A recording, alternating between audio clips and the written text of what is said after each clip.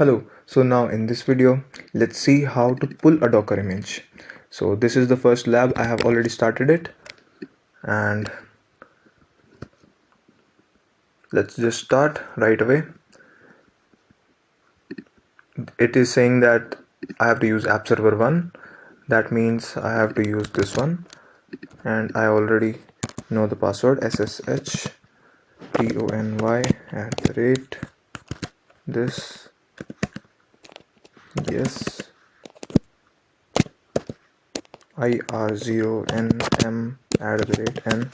So I am in. Now let's see what we have to do. Nautilus project developers are planning to start a testing on a new project. As a meeting with the DevOps team, they want to test containerized environments application feature. As the details shared with DevOps team, we need to accomplish the following task: pull this image on this and create new tag this image as busybox media. Okay, first I need to pull using this.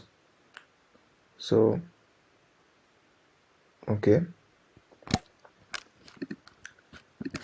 let me go to the documentation. Is there a pull command?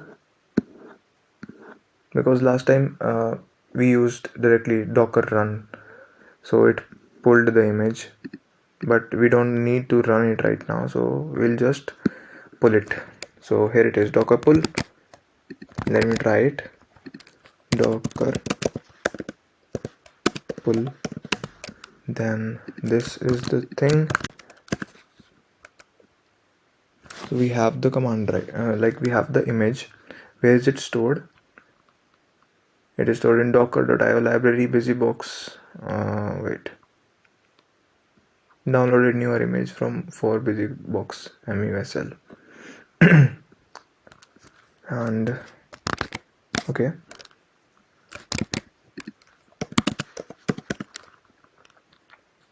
I still need to know like where this docker file is stored. Now we'll get to that after the completing this task.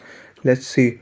And retag, create the new tag images this. Okay, so I need to create a new tag.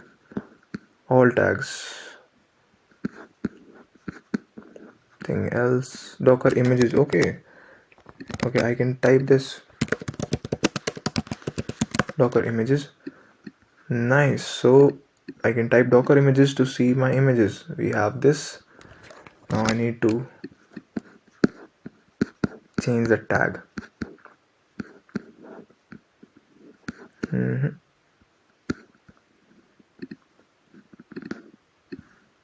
How do I change the tag? Create a pull docker tag. Okay,